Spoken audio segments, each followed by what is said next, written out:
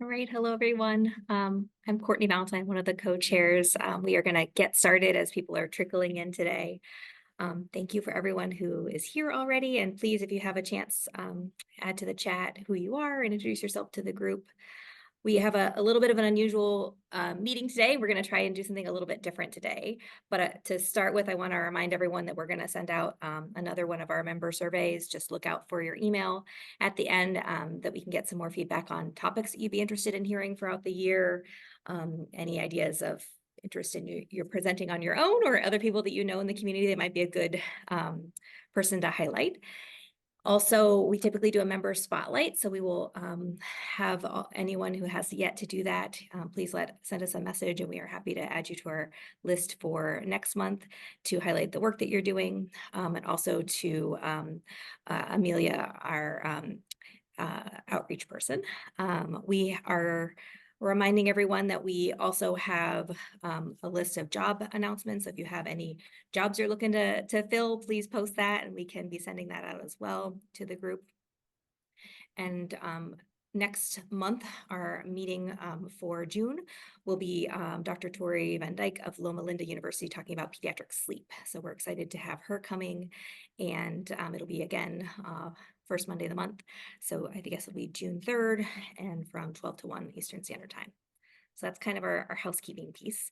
But today we wanted to kind of go back and review adolescent confidentiality and talk about that more as a facilitated discussion as a group. More about what do we do day to day? How does that impact our work? What have we noticed? And really have a conversation as a group to help us all learn from each other, especially as we represent different states and different places and different types of work. So before we get started, are there any questions or anything else that anyone wanted to bring up? You can do in the chat or just turn your screen on and let me know.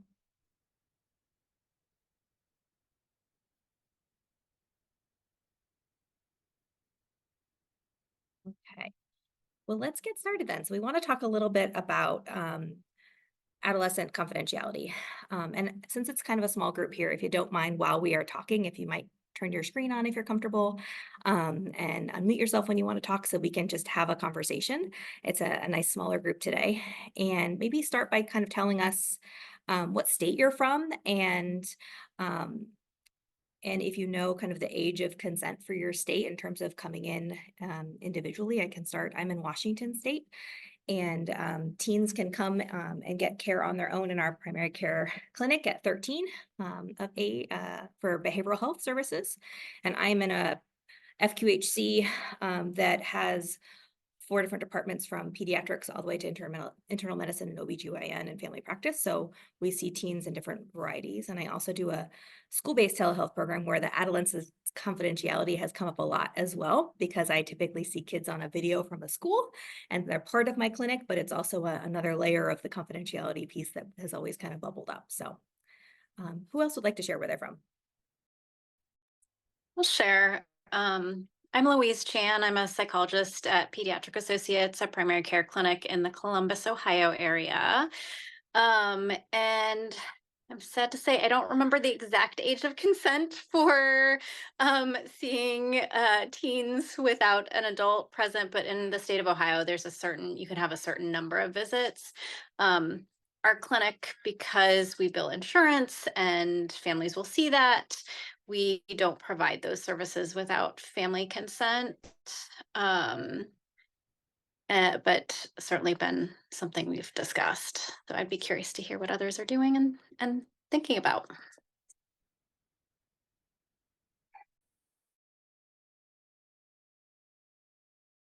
And I'm Kelly. I work with Louise, and I believe it's 14 in Ohio.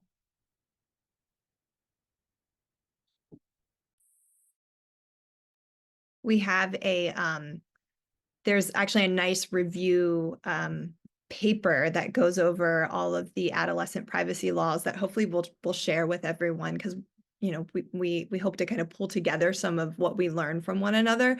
So I'm pulling that up to look at it because it's so complicated and it kind of depends, right? And currently in my role, I just provide supervision for doctoral students in our outpatient training clinic. So I'm not within primary care.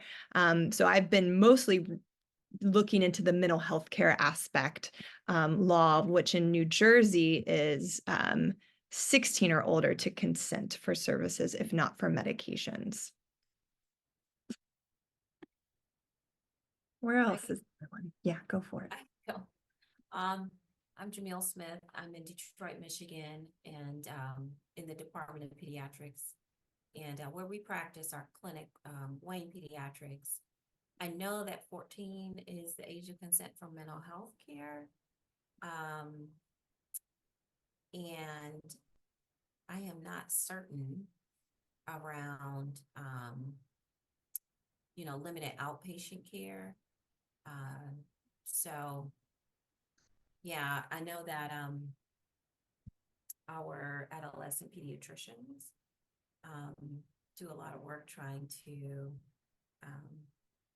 facilitate empowering those young people. So yeah.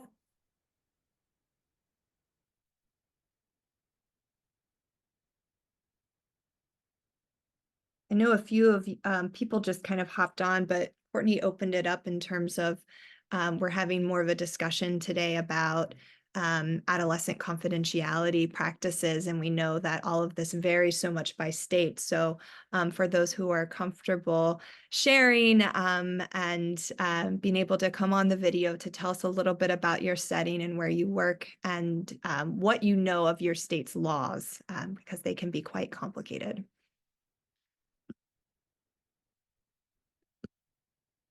Rachel, I'm wondering, the document you referenced that you pulled up, I wonder, is there a way to put it in the chat for folks? Yeah, that's what I was getting ready to do. And I could even share it too. I'll put it in the chat and if it would be helpful to share the screen at some point. So let me see if I can find it for you all.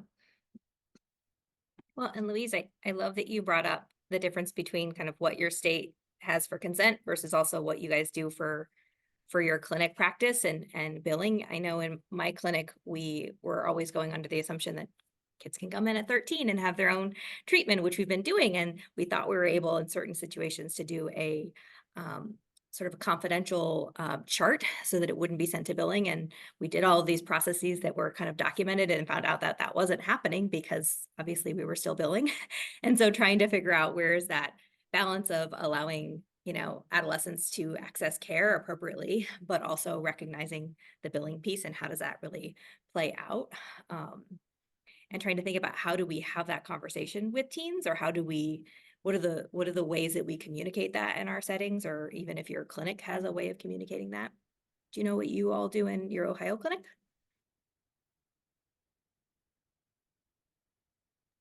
I know one of the things we do, and I think this is actually mandated within Ohio, is we talk explicitly to teens about the fact that we are documenting in the medical record.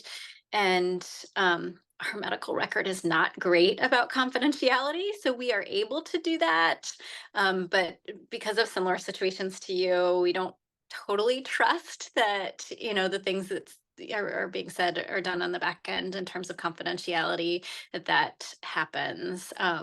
So we tell all our teens, we're going to be documenting a note in the medical record. It's really pretty general.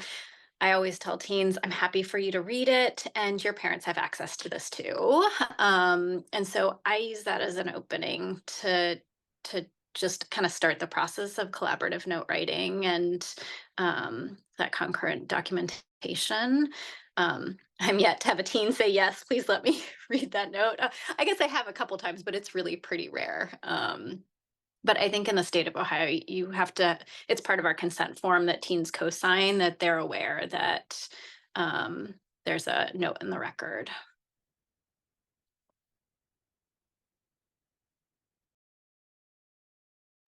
Does anyone else have that conversation with teens when they do their introduction or their script kind of introducing BHC services? Louise, I was wondering, when you're trying to do that collaborative note-taking with your patients, did you ever have a teen say, can I see what's there? And you sort of like navigate it with them? I'm curious. almost never. But I also do things like this morning I saw a teen and got my computer out. I said, I'm just sort of updating the note.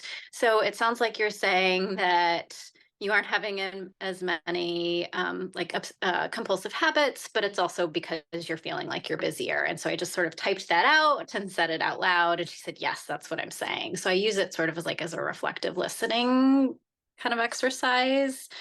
But I really do mean it. If they want to see it, our notes are intentionally very general. They're written for a medical setting. And so I would have no problem with them seeing it. And I would imagine when the rare occasion when it does happen, most teens are like, oh yeah, I feel okay about that. That's fine. And then certainly we would adjust it if there was something that they felt uncomfortable about.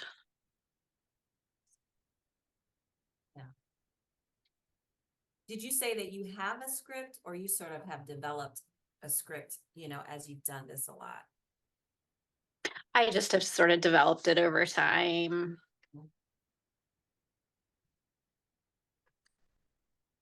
We do have it in our consent form that our teens document, so there is a little scripting in there, but I would highly doubt any of them have actually read our consent form.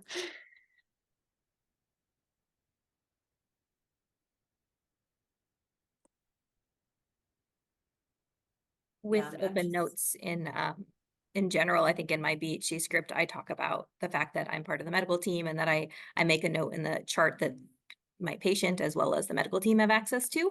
And then with teens, I'm very specific of saying that goes into a MyChart app. And if you would like your family or you to have access to that, that's wonderful. If you would like that to be private, please let me know. And 99% of the time, teens are wanting that to be private, and I do that. But that's just part of, I've done that with adults as well, just so that everyone knows they have access to their own notes and how to access that.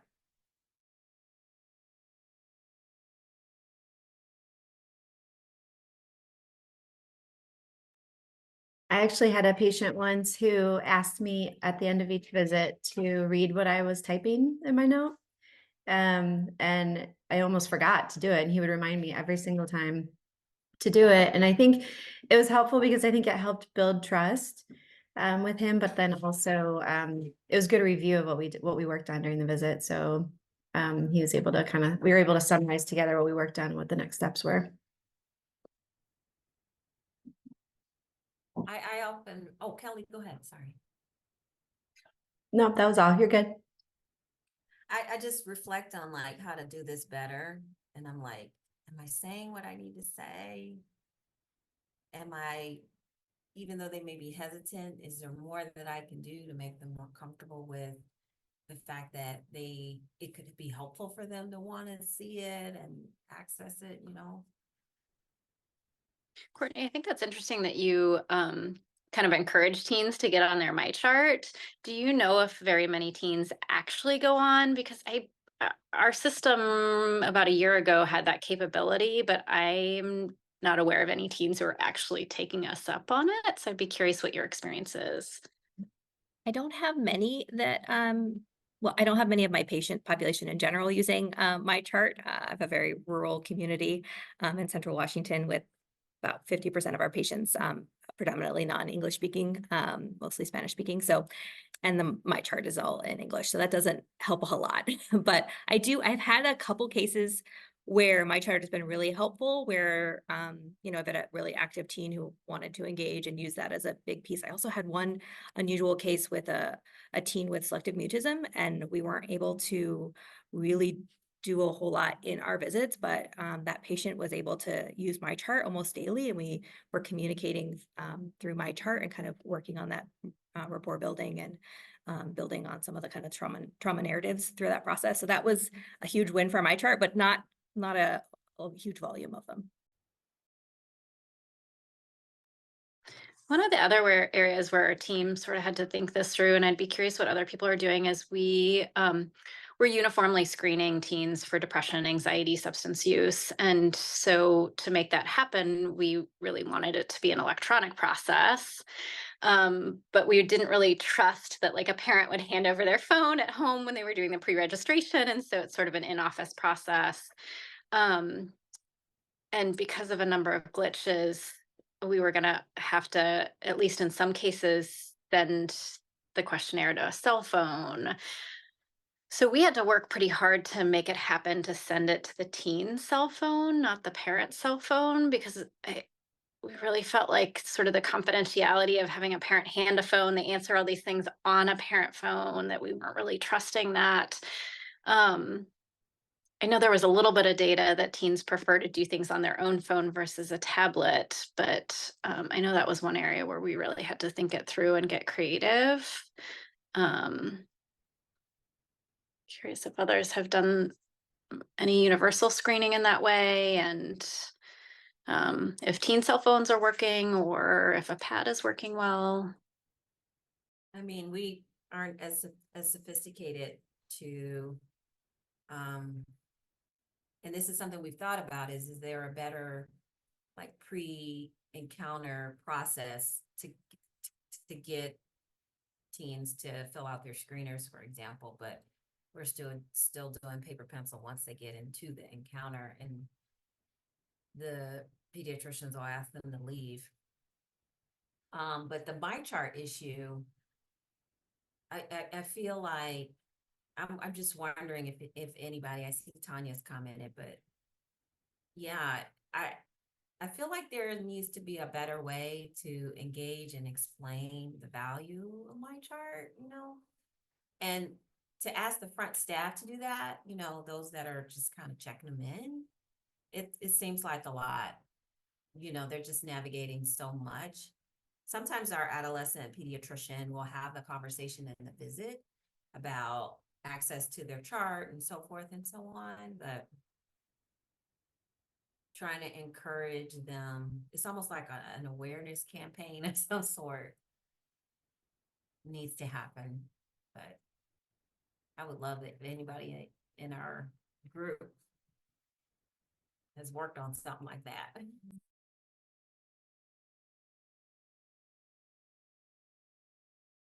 Hi, Jessica Lyons. I was on a walk for the first part, so sorry that I've been camera off, but I've been listening. I launched a pediatric collaborative care program in New Hampshire where I practice. I'm a licensed marriage and family therapist, and similar issues to what you're describing with the EHR access. So the clinic that we were working with, they automatically, when children turn 12, give them their own portal sign-on, but a very low percentage of kids will sign on, and 12 is the age of consent in New Hampshire with specific parameters and limitations. We used a measurement-based care screening product to send electronically to get the validated screening tools, and those correlated typically with either visits with the collaborative care team or in some cases visits with the PCP office, and those can be sent out automated. But in scenarios where we wanted to introduce the technology thoughtfully, really what I found as a clinician is the best thing to do is the first time you send an electronic screener to do it with a team member in office with a patient. And we had an 87% screener completion rate with that.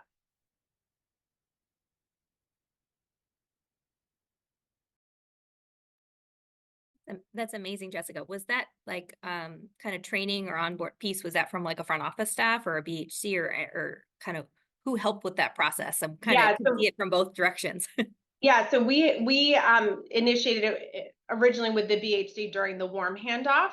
I know work with the company that we were using, and I know when they're implementing with healthcare systems, they often recommend if ideally using it as a universal screening protocol. So there are various ways to roll it out, but I do think when you have a team member say, you're going to get this text, here's how we use this, here's why we use it, you do see a higher level of engagement. And I found as well, teenagers and young adults also want to see the results of the screener, which is really powerful clinically. They often want to review that with you. And a lot of times you'll get more rich information from them versus if you were sitting in clinic asking the questions with them. And I know at my last primary care visit, the provider asked me the questions. I think it was the PHQ-2. And I was kind of sitting there like, okay, I know what you're doing, but thinking, gosh, how many people just answer a certain way because they're anxious or they didn't see this coming, or they just want to get to the point where we talk about the reason why I came in to see my PCP. So I think there is something kind of magical about those electronic screeners, as long as the patient has the context of here's why we're asking you these questions and here's what we do with this information.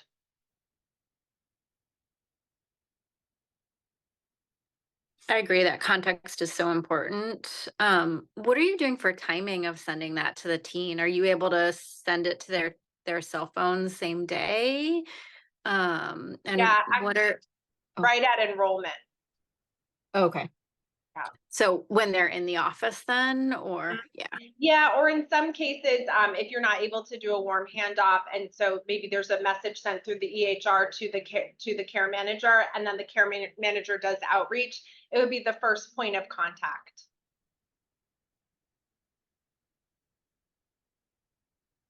And do you put the results like automatically on the screen for the teen, or how do they get those results? I find that's a case by case basis. So they don't typically, they don't go out immediately to the patient or to parents, or even necessarily written back to the EHR. I find that there's variation, but ideally a clinician would sit down, or the care manager would sit down with the patient and review. Yeah, that makes total sense.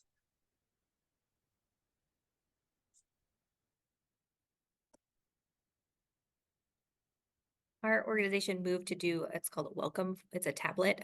When patients check in, there's a lot of questionnaires on there, so it's been quite cumbersome since we just started. But we moved from paper, pencil, PHQA, and expert screening for our teens to the tablet, and there's kind of rules about front office staff giving it actually to the teen as opposed to the parent. So I'm hopeful that that helps to give a little bit more accuracy to kind of reporting on things, and as well as kind of giving some time to process that.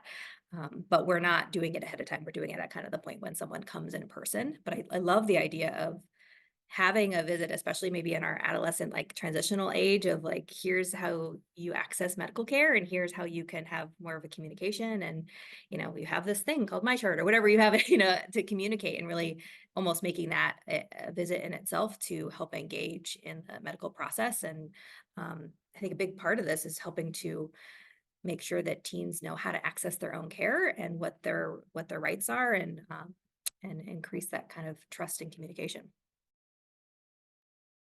I was just thinking Fun. about, oh, go ahead, Louise. No, go ahead. I was just thinking about just health literacy in general, and or even my own experience as a patient, and how much I use my chart. I wonder if there are opportunities for us to, support autonomy and engagement of just young people's healthcare in general.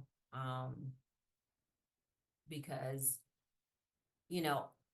it's one thing to say you have access, but the value of the access, how to use the access, how it can be helpful, it's like a whole piece of education around it that I think we have an opportunity for.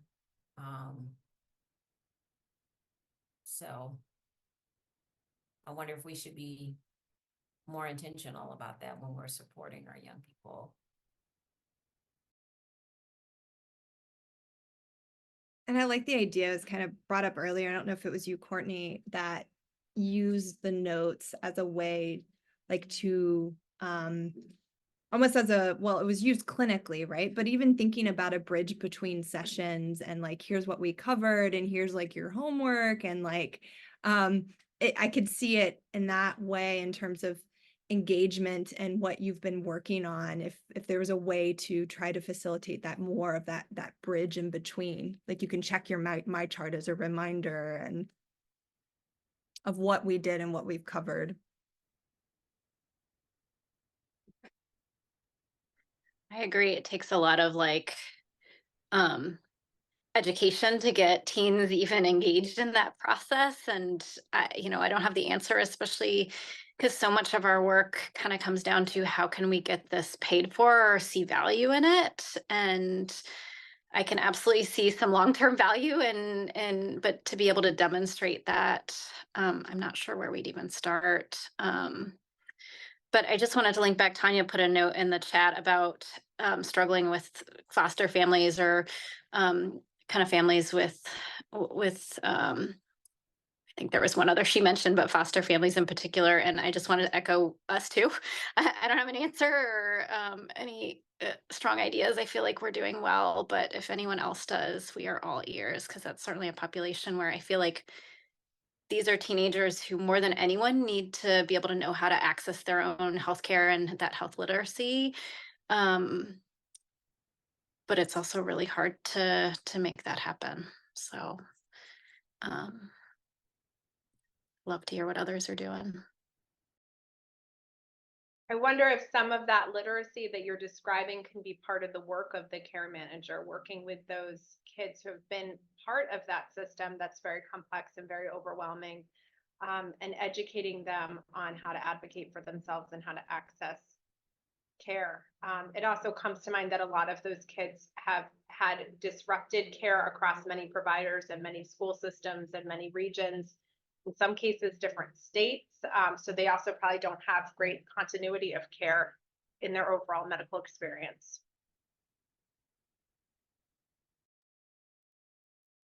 Yeah, I used to be a middle school teacher, and I think about a lot of what I do in therapy is teacher-esque, I feel like sometimes. But I'm just, as I reflect on this, I'm thinking about, when I'm with my patient, do I make this a part of what we're doing, and we practice it and we explore together the chart. We make it an activity where we're logging into my chart,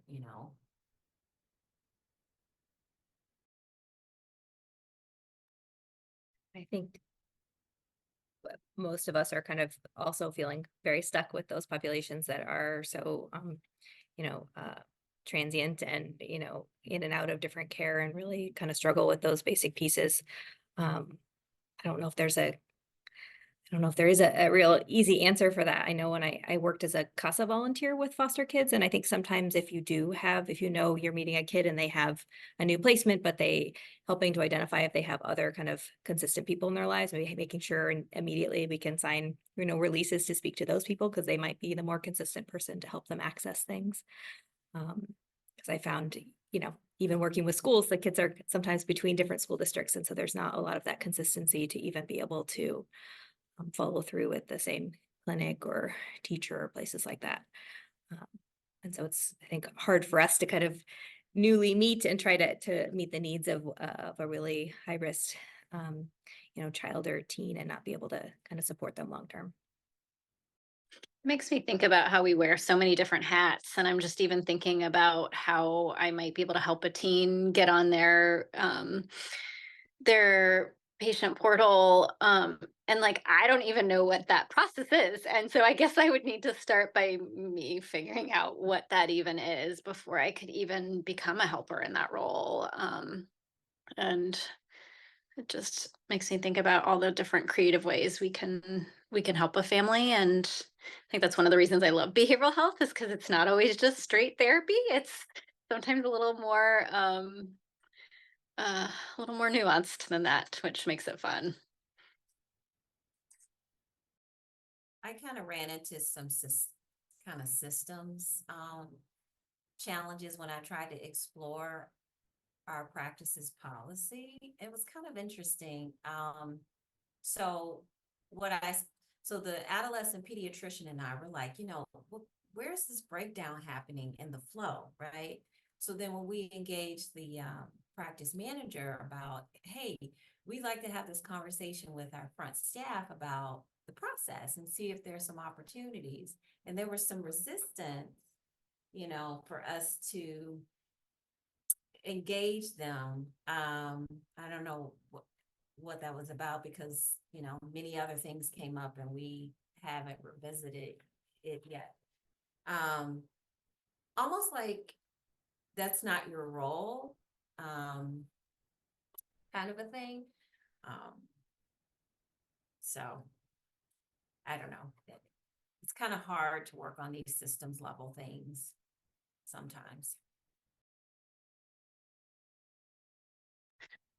Well, and sometimes I also think about, I think the front office staff have the hardest job in primary care, and wear so many different hats. You know, I don't know if this had anything to do with your experience or not, but oftentimes I have this experience of wanting, you know, so much more, and I have to remind myself of, wait, what is their role? Who's the right person to be able to do this? Who has the skill set to have this conversation? And it's not always the most convenient person who has that skill set. And I think that adds some challenges within the system as well. Also run into sometimes like we have different sort of ethics or confidentiality pieces, whether it's a medical provider versus a mental health provider versus you know, I just feel like sometimes those pieces overlap, and especially with the open notes and pieces, I've noticed some pieces of trying to think about how do I use my AHR, and I might be able to protect or try to be thoughtful about what is being shared, and then a provider might just pull some of what I've put in there in their own note and just kind of release it to everyone, and trying to think about how to thoughtfully have a process in that. And I don't always have a voice in the process of how those things are happening. I don't know if anyone else has experienced EHR kind of helping or hindering some of the confidentiality process. I had a really interesting experience when when I started, everybody was very adamant. My notes need to not be available to families. And, you know, I was starting and I knew that's not what I wanted, but I knew I'd have time to get there. Right. And so I just sort of rolled with that one. And then, you know, now that our program's more established, I revisited it, and people were like, "Oh, I mean, your notes are so important and so confidential." And I remember saying to them, take a look at our notes, and then I want you to take a look at a physician note where behavioral health is being discussed. And I promise our note is much more general and much less specific. And that was sort of the moment where they're like, oh, this is health. And actually, this is very similar to what the pediatricians are already doing. We're already making those notes open, just with a different provider's name on it, and maybe a little less general. So I always go back to that as sort of for me, it was a very powerful moment of just sort of shifting people's mindsets in our role and what we do, um, and having it be less mysterious. This is Liz Davies in Montana. Sorry, I've been quiet, but I'm really appreciating this discussion, and it's timely with the gaggle topic that was happening, I think, last week about this too, or it could have been the week before. But I'm helping a new, new grantee of our healthcare foundation onboard a behavioral health provider in a pediatric primary care group for the first time, and just wrestling with their compliance director about whether or not that provider's notes should be even accessible to the pediatricians without them having to break the glass in their EMR to even see the behavioral health provider's notes. And I keep encouraging, you know, researching the Cures Act and the difference between therapy notes and progress notes, and providing them with that kind of justification and note templates to ease their minds about what the intent of that provider's documentation is, and still running into questions and concerns about whether or not they're going to go that route. So anyway, just curious if anybody has a success story of just getting those notes to be accessible within the provider team, let alone, you know, to the patient or family in a pediatric setting. So Liz, I just wanted to clarify, so that the challenge is, maybe this is a question for Louise too. Right now, the physicians are unable to access the behavioral health notes, and you're Correct. trying. So yeah, in this particular pediatric primary care practice, they are in the process of hiring their first behavioral health provider. So they've never had one integrated in the practice before. And as they're preparing for that new provider to join the team, you know, they're getting that person's role set up in the EMR. They're trying to create their documentation templates, and what they have shared with me as they're preparing for that is that they are, because this person is a behavioral health provider, their notes will be psychotherapy notes. They will be locked down. It will require even, you know, physicians to quote unquote break the glass to access the notes, which is just another step for them to have to take. I mean, it sounds like they're used to doing that when they have, you know, sort of guest access to like larger hospital systems, EMRs, when their pediatric patients are admitted to the hospital or the inpatient psych unit and they're trying to access records. So they're used to that process, but I keep coming back to explaining to them that this provider is part of your primary care team. We're thinking about their role as, like you all have described, as part of the medical team, and their notes are progress notes the same way the pediatrician's notes are, and we don't want to limit access to them for any reason, you know. That it just contradicts the whole idea of collaborative care. And so That seems like a battle worth fighting. For us, it was the physicians could always see. It was just families couldn't see it, our notes on the portal, and other staff couldn't see it. And that's what we changed to make open to everybody. It also, you know, one of the things that I think is important in this discussion is it's better patient care if physicians can see our notes. And I wonder if that might be an avenue that leadership would hear. And you know, at least our team, we've continued to revise our notes over time, but currently at the very top of our note, we essentially write a little note to the physician with updates on the status. And so if the physician saw one thing and just saw this one liner, they would kind of get a snapshot of, hey, do I need to adjust the medication for depression or not? Which I think can be really helpful. Because if we just saw a family and they told us they were doing better and a week later they're in and saying they're doing worse, that might make the physician pause about should we adjust medicine or not, versus if it was more consistent theme. Yeah, that makes me think about, so in our system, we were a new practice for the department. So when I was hired, there really wasn't, I was the first, you know, clinician to provide behavioral health services. So there really wasn't a process. So, you know, we all can see each other's notes. However, one of the issues that have sort of come up as an ethical reflection is our notice of privacy practices needs to be updated so that the patient, you know, so my adolescent patient will know that everybody can see each other's notes.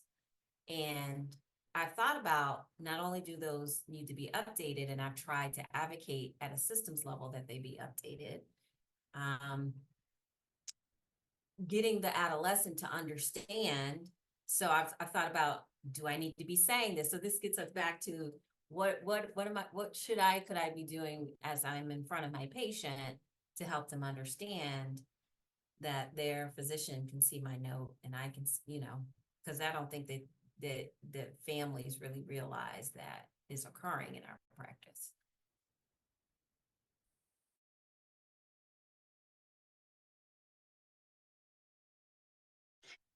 And I think the honest truth is when you have that conversation with families, they're glad that we're collaborating. I think, some people worry that we're going to get pushed back. It's not going to be this private space, but that's just not been my experience. And maybe it depends on the population, but at least my experience has been that families are like, oh, great. So you're actually talking to the pediatrician. That's good. Do any of you who are BHCs ever, or who supervise BHCs, do you ever choose to use a more confidential, like, psychotherapy note template that would be quote unquote more lockdown if the session does involve like discussion of something that you want to keep private, or that you're including documentation from your own assessment as a clinician that you would consider? I don't know. I go back and forth reading the descriptions of a psychotherapy note and a progress note, and I just wonder if there's ever a situation where the clinician would choose which version to use. Does that question make sense? Yeah, Liz. So Oh, go ahead. I use the same template. However, if something comes up that the teen or an adult would not want to share, then I keep that. There's two options. We have a don't release to the patient portal or my chart, and there's also a lock for sensitive. And so typically situations would be gender issues, gender dysphoria, or something that a patient has not disclosed to family, but is discussing in the visit and doesn't want that shared, or custody issues around domestic violence or pieces like that that is presented in a kid's case that I am unsure of who's going to access that. That might be another situation where I would lock those. And those are basically around safety, emotional safety or physical safety are the only issues. And there we have to click the reason why, and I'm usually putting the patient requested, or it would be a risk to the patient. I'll also do that with like CPS reports, because our telephone encounters and referrals and everything is also going straight to the patient portal. And so if it is something around safety that I don't feel like is appropriate, then I'll put that in, but everything else I'm defaulting. Our system also has outpatient behavioral health services in our organization, as well as the integrated behavioral health providers, and our outpatient therapists, their notes are break the glass for medical providers, and our integrated notes are not, because we're part of primary care. So that's the difference that our system has figured out. Super helpful. Thank you. And we do the exact same thing, one off. We can mark it as confidential. None of us write psychotherapy notes. So that's just never an issue. They're all progress notes for us.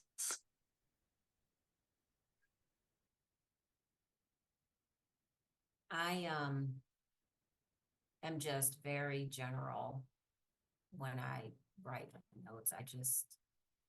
Then I also keep paper notes to track for myself. What did we talk about last week? Sometimes, and even then, I'm not putting everything down there. I shared a paper in the in the chats section, but it kind of made me think this discussion about, and I'm not as aware in terms of kind of research, but like part of this seems like we need it'd be nice to get kind of the evidence related to kind of open notes and sharing and collaboration. Like, we all know it helps. And what could we begin to get evidence supporting that in terms of care, or even kind of how do patients feel about it, and providers, even that kind of qualitative stuff. It's just making me think about that and wanting to dig deeper into that literature base, if there is any, or if that's an area that we should consider in primary care, of doing more kind of research program evaluation. Anyone else have any kind of roadblocks or system difficulties that you've noticed come up around adolescent confidentiality? I mean, obviously we've got different pieces of the EHR and patient portal. Any other, I guess, anyone else do any kind of different setting, any school-based health centers or other like teen-specific adolescent clinics or pieces or within your organization that you know of, and how they might approach this in a different way? Doesn't look like it. Looks like most of us are in pediatrics or primary care. I just know when I've I know some clinics that do their own kind of school-based where they're on site. Our clinic has done a virtual option, so it's basically a video platform where we have iPads at schools, but that has been another kind of opportunity to kind of think through all the adolescent confidentiality pieces around consents and contact information and what do we do for follow-up, especially because you're not actually having someone physically in the clinic and we don't have the other components of family involved. However, we have tried to limit it to only patients from our organization, so we have a little bit of the other pieces to it, but it's definitely something that has made our whole clinic think through from the front office process of signing up to all of the consent forms to the actual kind of day-to-day process. How do we really think through adolescent care in a different way? And has definitely shown us the sticking points along the way. So I'd be curious as we kind of talk to other people who do other types of adolescent kind of focus pieces, what that looks like.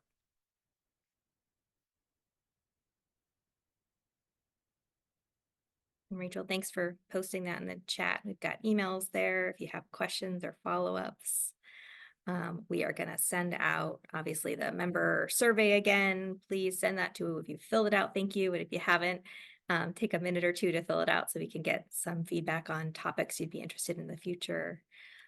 We have our next month's topic will be on pediatric sleep, and I'm really excited to hear from someone who does both research on pediatric sleep, but also runs a pediatric sleep clinic. And one of my interns had the pleasure of working with her in her grad program, so I'm really excited to hear more about her work. And also I've asked for her to kind of help us get kind of real clinically specific pieces to help us in the in our clinics to really figure out, what nuggets can we take from that to really bring to our care and our patients. So I'm really looking forward to that. And I thank everybody for coming and just being able to talk through this complex process together as we're all figuring out our kind of own best practices, but also as a field, kind of how we do this work. So thank you, everybody. Thanks, everyone.